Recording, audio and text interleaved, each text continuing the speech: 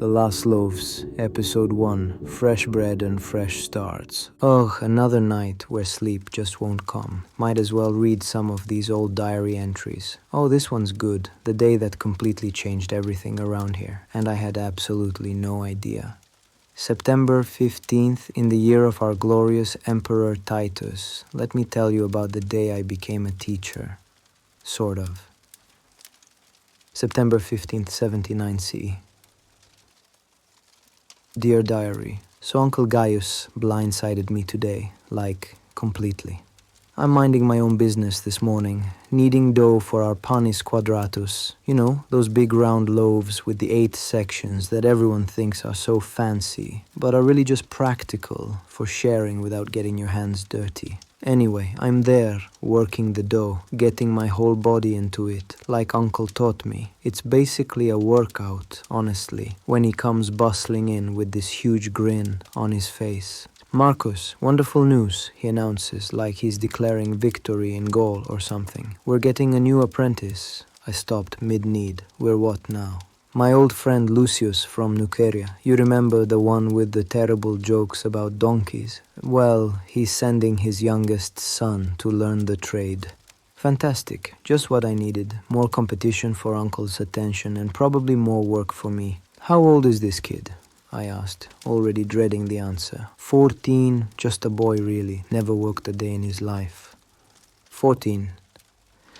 When I was 14, I was already helping father with deliveries. This kid probably still has his mother cutting his meat for him. Well, turns out I wasn't wrong about that last part. The boy, Titus, same name as our emperor, which Uncle found absolutely hilarious, arrived around the 3rd hour, looking like he'd rather be literally anywhere else in the empire. And I mean anywhere. A Germanic battlefield, maybe. The sewers of Rome, a tax collector's office. His tunic was this pristine, brilliant white that practically glowed in our dusty bakery. Not a stain, not a wrinkle. I looked down at my own tunic, brown with flour dust, a mysterious stain near the hem that might have been olive oil, or might have been something worse, and definitely smelling like I'd been wrestling with yeast all morning. This is Marcus, Uncle said, gesturing at me with flour-covered hands. He'll teach you everything about the sacred art of bread making.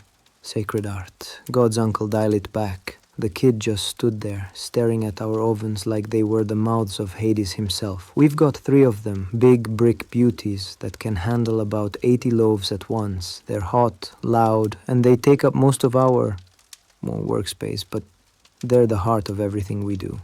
So, I said, trying to sound like I knew what I was doing. Let's start with the absolute basics.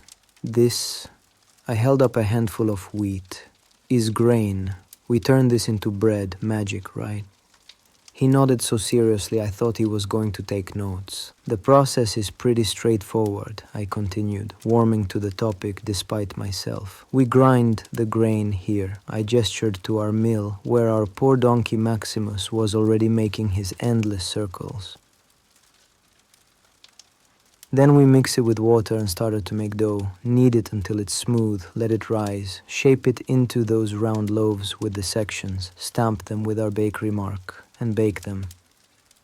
What's the stamp for? He asked. So people know it came from us.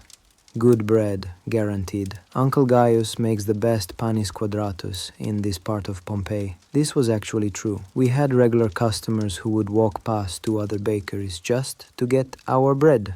How do you make them round with all those sections? Good question. You shape the dough into a big circle, then use a knife or your fingers to mark 8 sections, leaving them connected in the middle. Makes it easy to break apart and share, and it bakes more evenly, plus it looks impressive.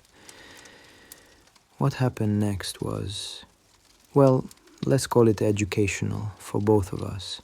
I decided to start him on grinding grain, figuring it was simple enough. Boy, was I wrong. Within about 10 minutes, Titus had flour everywhere, and I mean everywhere, in his perfectly styled hair, on his spotless sandals, somehow even on his back. I still don't understand the physics of that one.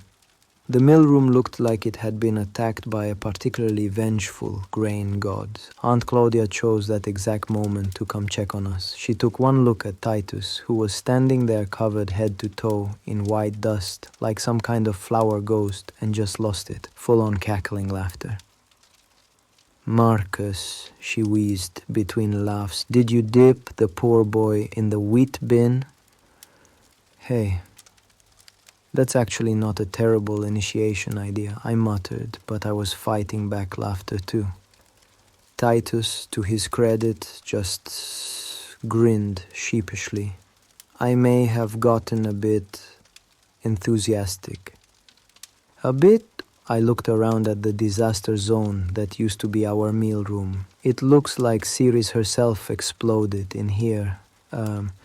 But here's the thing, and this surprised me. Despite being completely hopeless at the practical stuff, the kid had genuine enthusiasm. When I started explaining how the starter works, how it's this living thing that we keep feeding and caring for, and how it makes the dough come alive and rise, his eyes absolutely lit up. "It's like the bread has a soul," he exclaimed. Uncle, who had been eavesdropping from the main room, practically beamed. "Exactly. The bread must have soul, or it's just food," I suggested hopefully.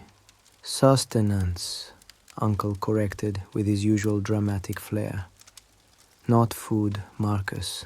Sustenance is what you give to prisoners. We create nourishment for the spirit." Sometimes I genuinely think Uncle missed his calling as one of those street performers who recite poetry in the forum. The afternoon went better, thank the gods. I taught Titus the proper way to knead. It's all about rhythm and using your whole body. You lean into it, push with your palms, fold the dough over, turn it, repeat. It becomes almost like a dance if you do it right, and it's actually great exercise. My arms have gotten noticeably stronger since I started working here. Titus picked up the kneading surprisingly quickly. He had good instincts for it, didn't overwork the dough or treat it too gently. There's a sweet spot where the dough becomes smooth and elastic, almost silky to touch, and you can feel when it's right. We were working side by side, both of us kneading away in comfortable silence, when he asked out of nowhere, "Do you think you'll always be a baker?" The question caught me completely off guard. I've been so focused on just getting through each day, helping Uncle keep the business running, learning all the different types of bread we make. We do regular panis quadratus, but also laibum for religious ceremonies, and this amazing honey bread that sells out every time Aunt Claudia makes it, that I haven't really thought much about the future. I'd like my own bakery someday, I heard myself say. Maybe expand the business. There's good money to be made if you can get contracts with the bigger households. I've been thinking about opening a second location, maybe in Nuceria or even Neapolis. "That sounds amazing," he said, and I could tell he really meant it. "You could have a whole chain of bakeries."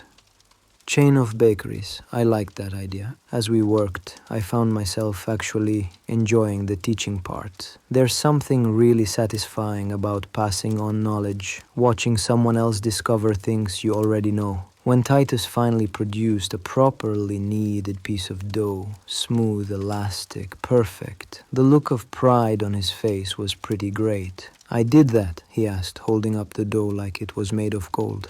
"You did that," I confirmed. "Tomorrow we'll work on shaping and timing. Timing is everything in bread making. Get it wrong and you've got doorstops instead of loaves." By the time we finished for the day, our ovens were full of the next morning's bread, slowly baking to that perfect golden brown color. The whole bakery smelled incredible. There's nothing quite like the smell of fresh bread. It's warm and yeasty, and makes your mouth water even when you've been around it all day.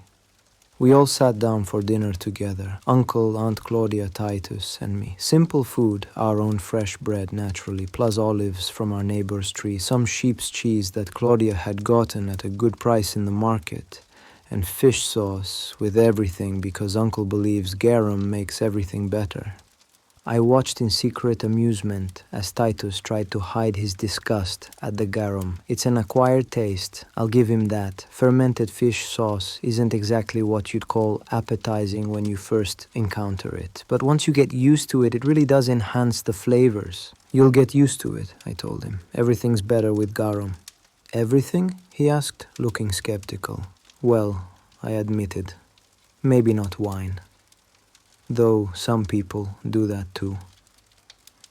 Uncle launched into one of his favorite stories about the old days when he first started baking with his father. Something about how bread was more honest back then, before all the fancy additives and shortcuts that some of the bigger commercial bakeries use. How they used to mill their own grain fresh every day. How the starter was passed down through generations like a family heirloom. I've heard these stories dozens of times, but watching Titus listen with such rapt attention made them interesting again. He asked good questions too, about different types of wheat, about seasonal variations in baking, about the economics of running a bakery.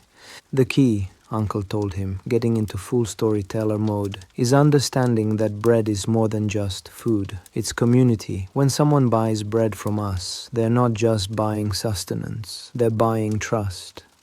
They're trusting us to nourish their families. That's a sacred responsibility.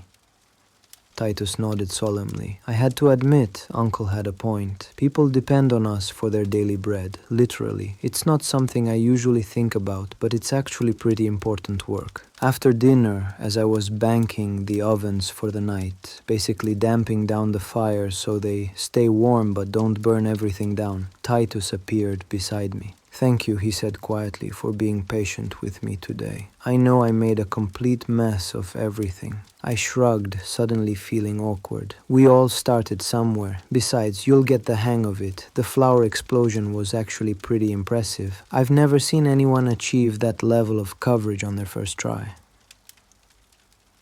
He laughed. My mother would faint if she could see me now. She spent the entire journey here reminding me to keep my clothes clean and my hands soft.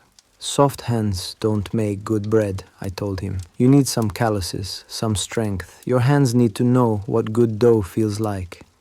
I'm looking forward to it, he said, and surprised me by meaning it. As I write this now, I can hear him already snoring softly on his sleeping mat in the corner. He's got an early start tomorrow. We begin baking before dawn to have fresh bread ready when people start their day. He'll probably burn something or forget the salt, but that's all part of learning. You know what's funny? This morning I was genuinely annoyed about having to train someone new. I had my routine, my responsibilities, my place in the bakery hierarchy. Now I'm actually looking forward to seeing what disasters he'll create tomorrow. In a good way, I mean. There's something entertaining about watching someone discover things for the first time. Uncle says that teaching someone else is the best way to really understand something yourself. I'm starting to think he might be right about that. Explaining the bread-making process to Titus made me realize how much I actually know. How much I've learned these past 3 years. The mountain looks absolutely beautiful tonight from my small window. Vesuvius all peaceful and purple in the moonlight with just a hint of mist around the peak. Some of the older folks in town say it used to smoke when their grandparents were young, but it's been quiet my whole life. Hard to imagine anything that serene and majestic ever causing any trouble. It's actually quite soothing to look at before sleep.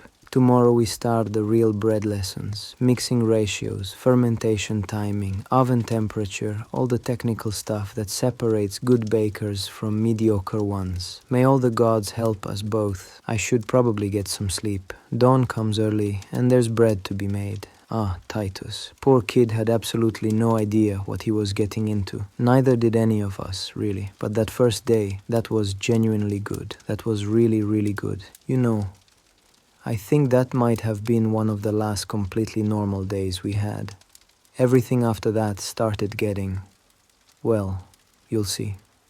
But for one perfect day we were just a bakery with a new apprentice who couldn't operate a grain mill to save his life. Alright, enough nostalgia for one night. These old memories have a way of keeping you up if you let them. End of episode 1. Next time, on the last Loaves, the festival of Vulcanalia, Marcus and Titus prepare for the fire god's celebration, while romance might be brewing at the wine merchant's stall. Plus, why do all the fish in the harbor look a bit off?